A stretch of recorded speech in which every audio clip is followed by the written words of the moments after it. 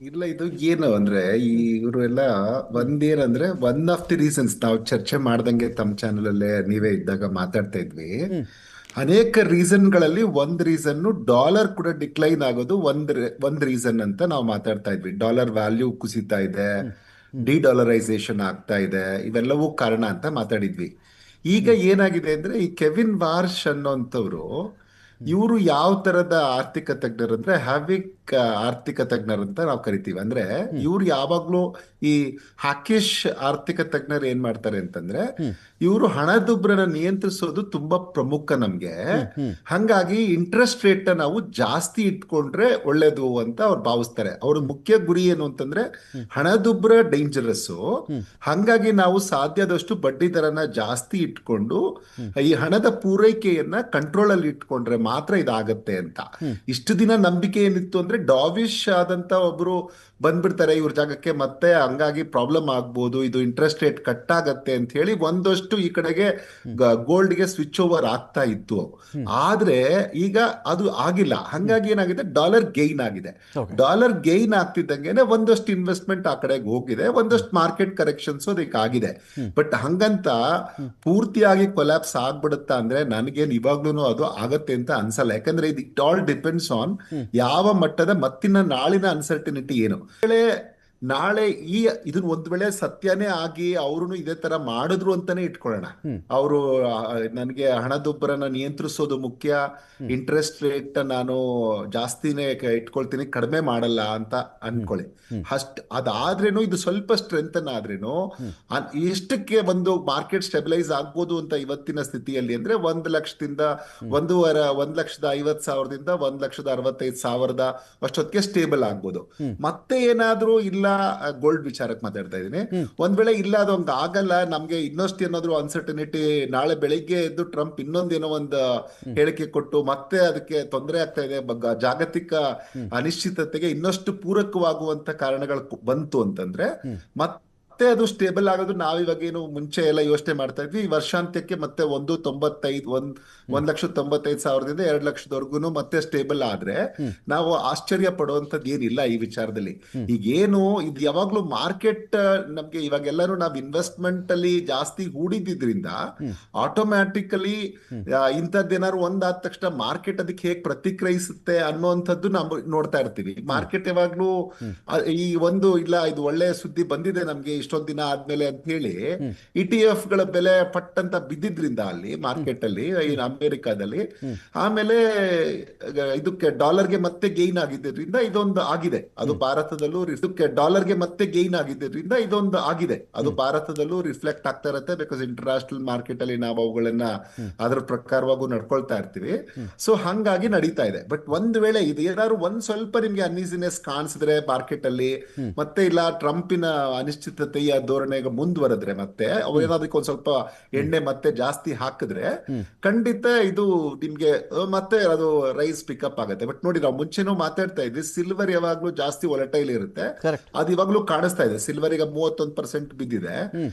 Gold ಈಗ್ಲೂ 11% ಅದರ heights ಇಂದ ಅದು ಎಷ್ಟು ಮ್ಯಾಕ್ಸಿಮಮ್ ಕರೆಕ್ಟ್. ಹೋಗಿತ್ತು ಅದರಿಂದ ಒಂದು 11% ಹ್ಮ್ ಕುಸ್ತಿರೋದನ್ನ ನಾವು ಗಮನಿಸ್ತಾ ಇದ್ದೀವಿ. ಹ್ಮ್ ಸೊ ಇದು ನನ್ಗೇನಂದ್ರೆ ಮಾರ್ಕೆಟ್ ಕರೆಕ್ಷನ್ಸ್ ಎಲ್ಲ ಆಗಕ್ಕೂ ಇದೊಂದು ಅವಕಾಶ ಆಗಿದೆ. ಹ್ಮ್ ಆ, ಒಳ್ಳೇದೇ ಆಗಿದೆ ಒಂದ್ ತರದಲ್ಲಿ. ಹ್ಮ್ ನೋಡೋಣ ನಾಳೆ ನಮ್ಮ ಸರ್ಕಾರ ಏನಾದ್ರೂ ಯೂನಿಯನ್ ಬಜೆಟ್ ಅಲ್ಲಿ ಕಸ್ಟಮ್ ಡ್ಯೂಟಿನ ಒಂದಷ್ಟು ಒಂಚೂರು ಕಡಿಮೆ ಮಾಡಿದ್ರೆ ಹ್ಮ್ ಇದಕ್ಕೆ ಇನ್ನಷ್ಟು ಇಂಬು ಸಿಗುತ್ತೆ ಅಂತ ಅನ್ಸುತ್ತೆ.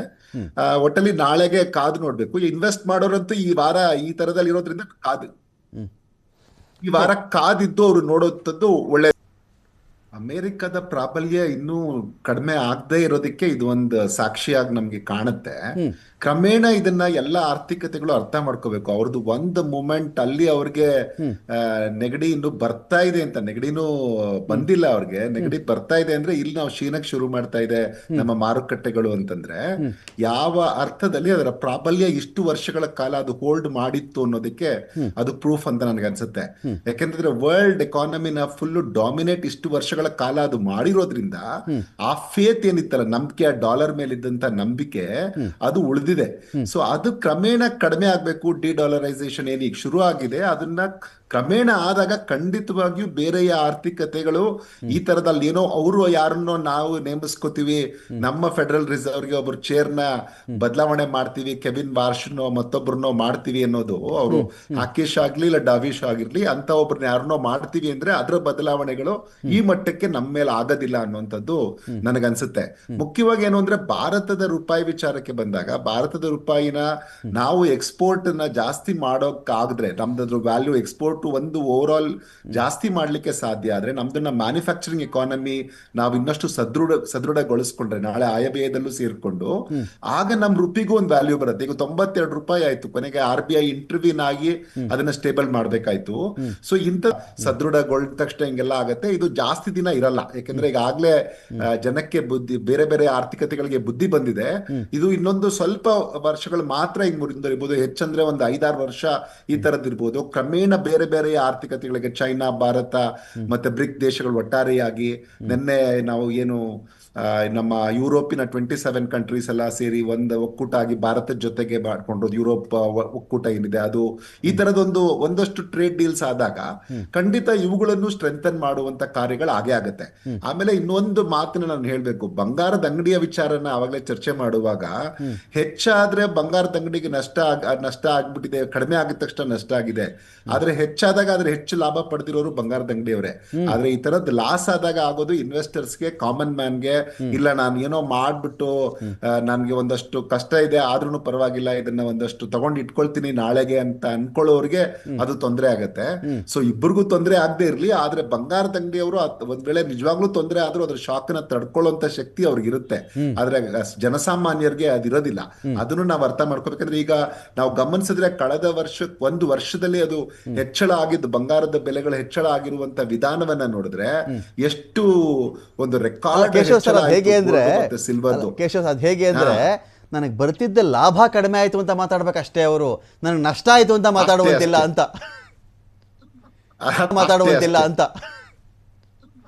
ಅದನ್ನ ನನ್ಗಂತೂ ಅನ್ಸುತ್ತೆ. ಯಾಕಂದ್ರೆ ಇಷ್ಟು ವರ್ಷಗಳ ಕಾಲ ಹೆಚ್ಚಾಗಿತ್ತು, ಒಂದ್ ವರ್ಷ ಅಲ್ಲಲ್ಲ ಬಂಗಾರ ಕಡಿಮೆ ಆಗಿದೆ. ಆಮೇಲೆ ಬಂಗಾರ ಮತ್ತು ನೋಟುಗಳು ಡಸ್ಟ್ಬಿನ್ ಸೇರಿದ್ ನಾವು ನೋಡೇ ಇಲ್ಲ ಯಾವತ್ತೂ. ಬಂಗಾರ ಮತ್ತು ಕರೆನ್ಸಿ ಯಾವತ್ತು ಡಸ್ಟ್ಬಿನ್ಗೆ ಹೋಗಿರೋದು ಯಾರು ನೋಡಿಲ್ಲ ಅಂತ. ಅದೊಂದು ಬಂಗಾರ ಕೊಳ್ತೋಗಲ್ವಲ್ಲ ಬಂಗಾರ ಅಂತ. ಅಲ್ಲ, ಇನ್ನೂ ಒಂದು ವಿಚಾರ ನೀವು ಹೇಳಿದ್ದಕ್ಕೆ ಆಡ್ ಮಾಡ್ತೀನಿ, ನೀವು ಹೇಳಿದ್ ಸರಿಯಾಗಿದೆ. ಅದ್ರ ಜೊತೆಗೆ ಇನ್ನೊಂದು ಪೂರಕವಾಗಿ, ಇವಾಗ ನೋಡಿ ಬಂಗಾರದ ಅಂಗಡಿಗಳ ಸಂಖ್ಯೆ ಹೆಚ್ಚಾಗ್ತಾ ಇರುತ್ತೆ, ಬ್ರಾಂಚ್ಗಳು ಹೆಚ್ಚಾಗ್ತಾ ಇರುತ್ತೆ. ಅಂದ್ರೆ ಅದರದ್ದು ಒಂದು ನೀವು ಮಾರ್ಕೆಟ್ ಇಂಡಿಕೇಟರ್ ತಗೊಂಡು ನಾವು ಗಮನಿಸಬಹುದು, ಬಂಗಾರದ ಅಂಗಡಿಯವರಿಗೆ ತುಂಬಾ ಹೆಚ್ಚು ಲಾಸ್ ಆಗಲ್ಲ. ನೀವ್ ಹೇಳ್ದಂಗೆ ಎಷ್ಟು ಲಾಭದಲ್ಲಿ ಕಡಿಮೆ ಆಯ್ತು ಅನ್ನೋದಾಗ್ಬೋದು ಅಷ್ಟೇ. ಆದ್ರೆ ಜನಸಾಮಾನ್ಯರಿಗೆ ಈ ತರದ ಅನಿಶ್ಚಿತತೆ ಇದ್ದಾಗ ಖಂಡಿತವಾಗಿಯೂ ಒಂದಷ್ಟು ಕನ್ಫ್ಯೂಷನ್ಗಂತೂ ಒಳಗಾಗ್ತಾರೆ ಅನ್ನುವಂಥದ್ದಂತೂ ಸತ್ಯ. ಒಂದ್ ನಿಮಿಷ, ಗೋಲ್ಡ್ಗೆ ಮಾತ್ರ ಇದೊಂದು ಯುನೀಕ್ ಫೀಚರ್ ಇದೆ. ಯಾಕೆಂದ್ರೆ ತಯಾರಿಸುವಾಗಲೂ ನಾವು ಅವರಿಗೆ ಮೇಕಿಂಗ್ ಚಾರ್ಜ್ ಕೊಡ್ಬೇಕು, ಕೊನೆಗೆ ನಾವು ಮಾರುವಾಗ ಕರಗಿಸ್ಲಿಕ್ಕೂ ಮತ್ತೆ ನಾವು ಕೊಡ್ಬೇಕು ಅದಕ್ಕೆ ದುಡ್ಡು. ಅದಕ್ಕೆ ಈ ತರದ್ದು ಒಂದು ದುಡ್ಡು ಕಳ್ಕೋಬೇಕು ಅವಾಗ. ಯಾಕಂದ್ರೆ ನಾವೇನಾದ್ರೂ ಒಂದ್ ವೇಳೆ ನಮ್ಮ ಬಂಗಾರವನ್ನ ಕೊಟ್ಟು, ಇಲ್ಲ ನಮ್ಗೆ ಇನ್ನೊಂದು ಆಭರಣ ತಗೊಳ್ತೀವಿ ಅಂತಂದಾಗ ವೇಸ್ಟೇಜ್ ಮತ್ತೆ ಕಟ್ ಮಾಡಿ ಮತ್ತೆ ತಗೊಳ್ತಾರೆ. ಮೇಕಿಂಗ್ಗೂ ಚಾರ್ಜಸ್ಗೆ ದುಡ್ಡು ಕೊಡೋದು, ವೇಸ್ಟಿಂಗ್ ಕೊಡೋದು ಬಹುಶಃ ಗೋಲ್ಡಿನ ಸ್ಪೆಷಾಲಿಟಿ.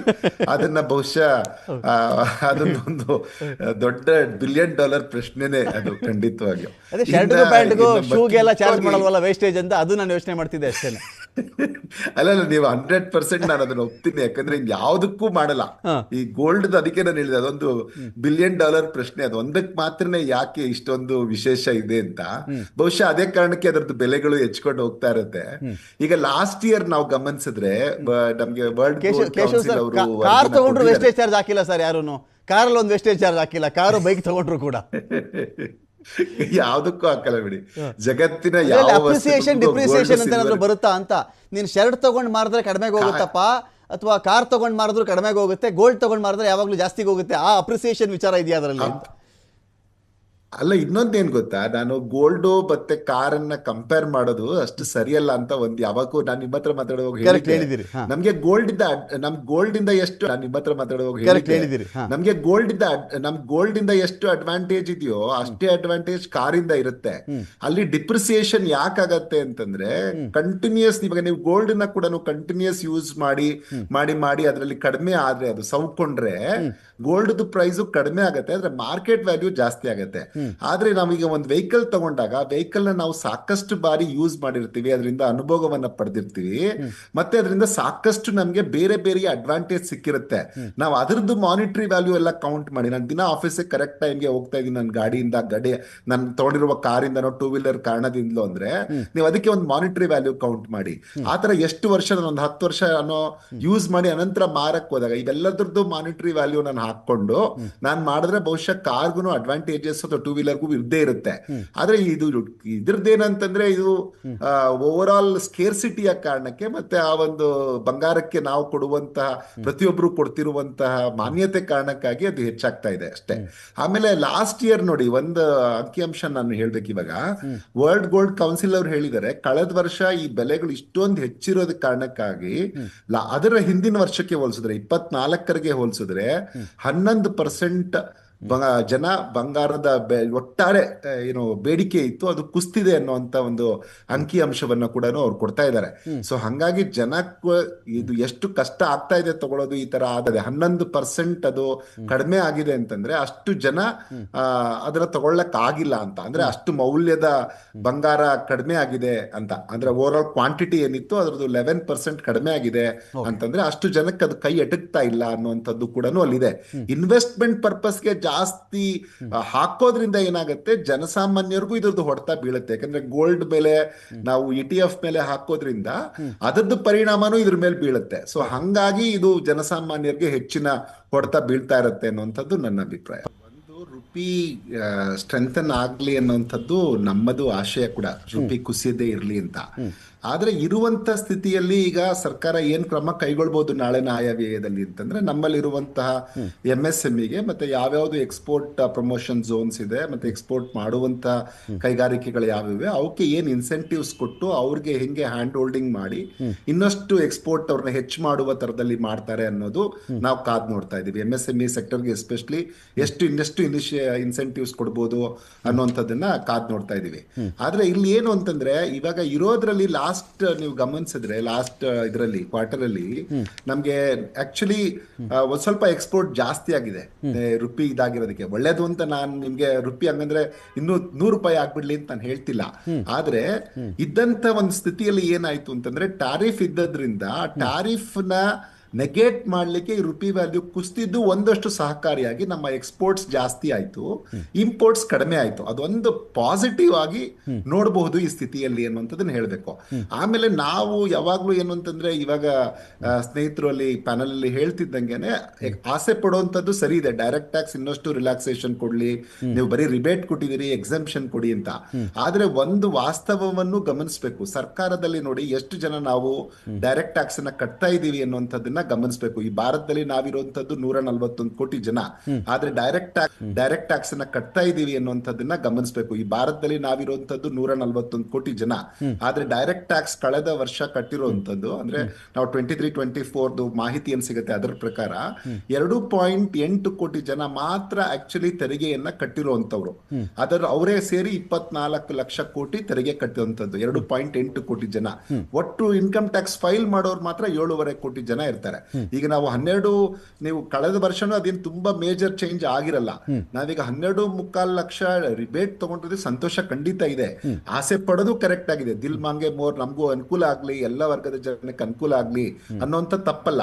ಆದ್ರೆ ಭಾರತದ ಆರ್ಥಿಕತೆಯ ದೃಷ್ಟಿಯಿಂದ ನಾನು ಯೋಚನೆ ಮಾಡುವಾಗ್ಲೂ ಸಹ ಹಣ ಎಲ್ಲಿಂದ ಬರಬೇಕು? ಕಟ್ತಿರೋದೇ 2.8 ಕೋಟಿ ಜನ ಡೈರೆಕ್ಟ್ ಟ್ಯಾಕ್ಸ್ ಕಟ್ತಾ ಇದ್ದಾರೆ. ಹಂಗಾಗಿ ನನಗೆ ಇದರಲ್ಲಿ ಏನಂದ್ರೆ, ನೀವು ಸ್ಟ್ಯಾಂಡರ್ಡ್ ಡಿಡಕ್ಷನ್ ಅಲ್ಲಿ ಒಂದಷ್ಟು ಜಾಸ್ತಿ ಮಾಡ್ಬೋದು ಬಿಟ್ರೆ, ನಾನು ಡೈರೆಕ್ಟ್ ಟ್ಯಾಕ್ಸ್ ಅಲ್ಲಿ ತುಂಬಾ ಈ ಸರಿ ಏನೋ ಮಾಡ್ತಾರೆ ಅಂತ ನನಗಂತೂ ಕಾಣಿಸ್ತಾ ಇಲ್ಲ. ಯಾಕಂದ್ರೆ ದುಡ್ಡು ಬರುವ ಮೇಜರ್ ಸೋರ್ಸ್ ಕಡಿಮೆ ಆಗ್ಬಿಡುತ್ತೆ ಅವಾಗ. ಆದ್ರೆ ಇನ್ನೊಂದು ಏನ್ ಮಾಡ್ಬೋದು ಅಂದ್ರೆ, ಇದನ್ನ ನಮ್ಮ ಅಟ್ಲೀಸ್ಟ್ ನಾಳೆ ಅನೌನ್ಸ್ GST ಕೌನ್ಸಿಲ್ ವಿಚಾರದಲ್ಲಿ ನಾಳೆ ಅನೌನ್ಸ್ ಮಾಡಬಹುದು. ಅದಕ್ಕೊಂದಷ್ಟು ರಿಫಾರ್ಮ್ಸ್ ತಂದು ಅದು ಕರೆಕ್ಟ್ ಆಗಿದೆ, ಸ್ಲಾಬ್ ನ ಇನ್ನಷ್ಟು ಕರೆಕ್ಟ್ ಆಗಿ ಮಾಡಿ ಇನ್ನಷ್ಟು ಕಡಿಮೆ ಮಾಡುವ ಬಗ್ಗೆ ಯೋಚನೆ ಮಾಡಿದ್ರೆ ಅದರಲ್ಲಿ, ಯಾಕೆಂದ್ರೆ ನಾವು ಯಾವಾಗ್ಲೂ ಪ್ರೋಗ್ರೆಸಿವ್ ಟ್ಯಾಕ್ಸೇಷನ್ ಮಾತಾಡುವಾಗ ಜನರಲ್ ನಾವು ಮಾತಾಡೋದು ಏನಂದ್ರೆ, ತುಂಬಾ ಈಗ ಬಡವನು ಒಂದು ಕಡ್ಡಿ ಪಟ್ಟಣಕ್ಕೆ ಅಷ್ಟೇ ಕೊಡ್ತಾನೆ, ಸೌಕರ್ಯನೂ ಅಷ್ಟೇ ಕೊಡ್ತಾನೆ. GST ವಿಚಾರಕ್ಕೆ ಬಂದಾಗ ಕಡ್ಡಿ ಪಟ್ಟಣಕ್ಕೆ ಅಷ್ಟೇ ಕೊಡ್ತಾನೆ, ಸೌಕರ್ಯನೂ ಅಷ್ಟೇ ಕೊಡ್ತಾನೆ GST ವಿಚಾರಕ್ಕೆ ಬಂದಾಗ. ಆದ್ರೆ ಏನಂದ್ರೆ ಅದನ್ನ ಎಕ್ಸೆಂಪ್ಟ್ ಮಾಡಿದ್ರೆ ಮಾತ್ರ ಅವಾಗ ಇಬ್ರಿಗೂ ಎಕ್ಸೆಂಪ್ಟ್ ಆಗ್ಬೇಕಾಗಿರುತ್ತೆ ಅದು. ಸೊ ಹಂಗಾಗಿ ಏನ್ ಮಾಡ್ಬೋದು ಅಂತಂದ್ರೆ ಇನ್ನಷ್ಟು ಅದರಲ್ಲಿ ನಾವು ರಿಫಾರ್ಮ್ಸ್ ಮಾಡ್ತೀವಿ ಅಂತ ಅನೌನ್ಸ್ ಮಾಡಿ ಆಮೇಲೆ GST ಕೌನ್ಸಿಲ್ ಅಲ್ಲಿ ಅದ್ರ ಡಿಸಿಷನ್ ತಗೊಳ್ಳಿ ಅಂತ ಆಶಿಸ್ತೀವಿ. ಯಾವಾಗ್ಲೂ ನಾವು ಅದು ಯಾವ್ದು ಕಾರಣಕ್ಕಾಗಿ ನಾನು ಬಂಗಾರವನ್ನ ಪರ್ಚೇಸ್ ಮಾಡ್ತಿದ್ದೀನಿ, ಇವತ್ತು ನನ್ನ ಕನ್ಸಂಪ್ಷನ್ ಇದೆ ಅದು ಅಂತಂದ್ರೆ ಇವತ್ತು ನಾವು ಅದನ್ನ ಉಪಯೋಗಿಸ್ಕೊಳ್ಳಕ್ಕೆ ಈಗೇನೋ ಒಂದು ಮದ್ವೆ ಕಾರ್ಯ ಇದೆ ಅಥವಾ ಇವೆಲ್ಲ ಇವತ್ತು ಹಾಕೋಬೇಕು ನಾನು ಅನ್ನೋ ಕಾರಣಕ್ಕಿದ್ರೆ ಆವಾಗ ನಾವು ಯಾವಾಗ್ಲೂ ಆಭರಣಕ್ಕೆ ಹೋಗ್ಬೇಕು, ಆವಾಗ ಆಭರಣನ ಕೊಂಡ್ಕೋಬೇಕು. ಇದು ನಾನಿಲ್ಲ 5 ವರ್ಷದ ನಂತರ ನಾನು ಆಭರಣ ಮಾಡಿಸ್ತಿದ್ದೀನಿ ಇದು ಅನ್ನುವಾಗ ದೆನ್ ಡೆಫಿನೆಟ್ಲಿ ನಾನು ಕಾಯಿನ್ಸ್ ಸಿಗುತ್ತೆ, ನಮಗೆ ಗೋಲ್ಡ್ ಕಾಯಿನ್ಸ್ ಸಿಗುತ್ತೆ, ಅವಕ್ಕೆ ಹೋಗುವಂಥದ್ದು ಆಲ್ವೇಸ್ ಸೇಫ್ ಗೋಲ್ಡ್ ಬಿಸ್ಕೆಟ್ ಅಂತ ಏನ್ ಮಾತಾಡ್ತಾ ಇದ್ವಿ ನಾವು, ಅಥವಾ ಗೋಲ್ಡ್ ಕಾಯಿನ್ಸ್ ಅಂತ ಇರುತ್ತೆ ಅವುಗಳನ್ನ ತಗೊಳ್ಳೋಂಥದ್ದು ಬೆಟರ್.